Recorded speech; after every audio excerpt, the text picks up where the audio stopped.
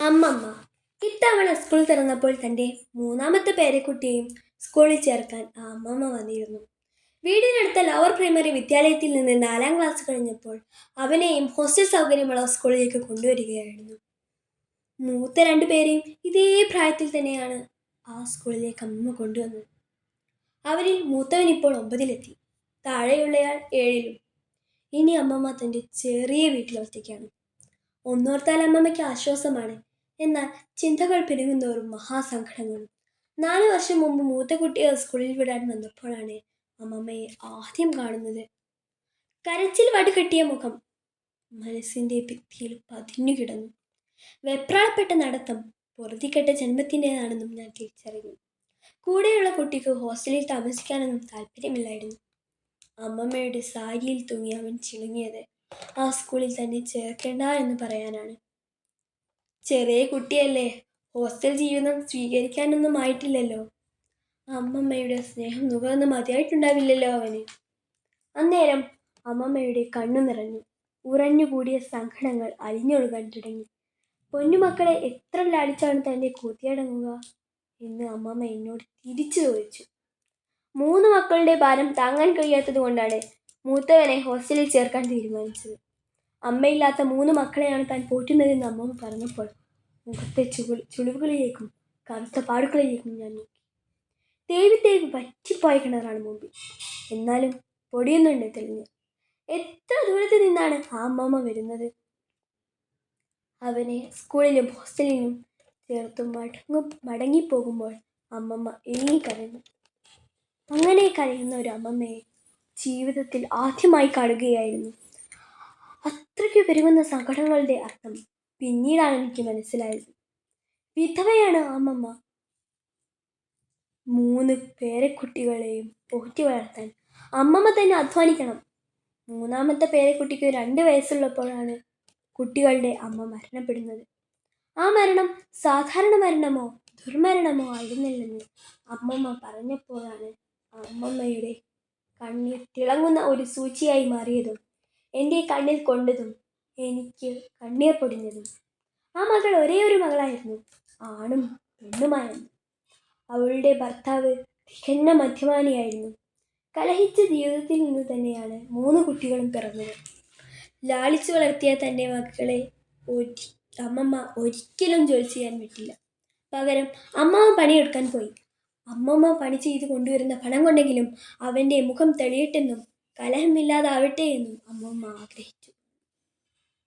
പക്ഷേ അവന് ഒരു മാറ്റവും വന്നില്ല. അമ്മ അവളെ കൂതിക്കിടത്തി പറക്കാമുറ്റത്തെ 3 മക്കളെ ഇരുട്ടിലേക്ക് തള്ളി. അവരുടെ കരച്ചിലുകൾക്ക് കാതു കൊടുക്കാതെ അവൻ എങ്ങോട്ടോ ഓടിപ്പോയി. അതൊക്കെ കഴിഞ്ഞിട്ടിപ്പോൾ 8 വർഷമായി. കരയാത്ത ഒറ്റ ദിവസം പോലും ഇനി അമ്മമ്മയുടെ ജീവിതത്തിലുണ്ടായിട്ടില്ല.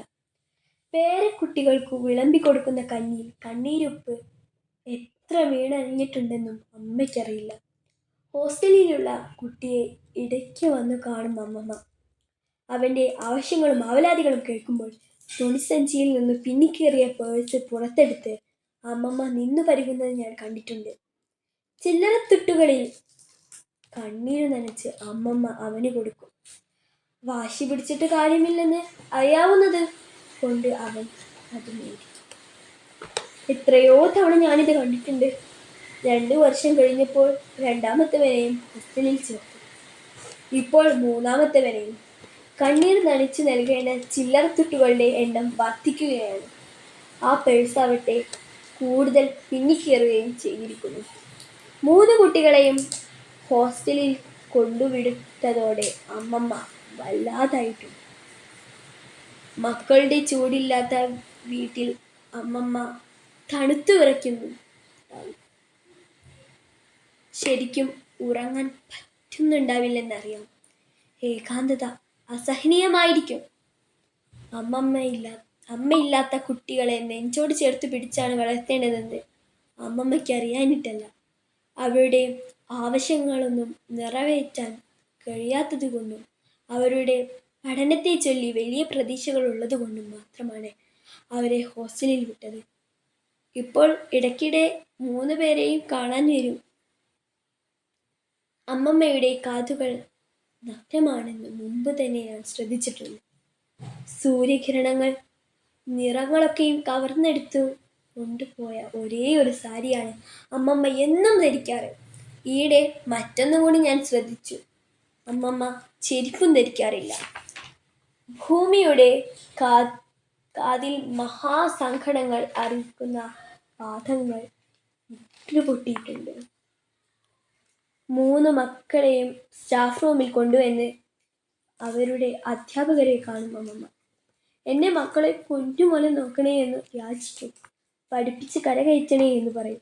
ഇന്റർവെൽ സമയത്ത് 3 പേരെയും കൂട്ടി അമ്മമ്മ അങ്ങാടിയിലേക്ക് ഇറങ്ങും. 3 പേരും അമ്മമ്മയുടെ സാരിയിൽ തൂങ്ങിയാണ് നടക്കുക. അവർക്ക് ഒത്തിരി ആവശ്യങ്ങളുണ്ട്, ആവലാതികളുണ്ട്. ചായക്കടയിലേക്ക് അവരെ കൊണ്ടുപോകും അമ്മമ്മ. പൊറാട്ടയും പഴംപൊരിയും മേടിച്ചു കൊടുക്കും. പേന, ചെരുപ്പ്, ബെൽറ്റ്, ചോക്ലേറ്റ്.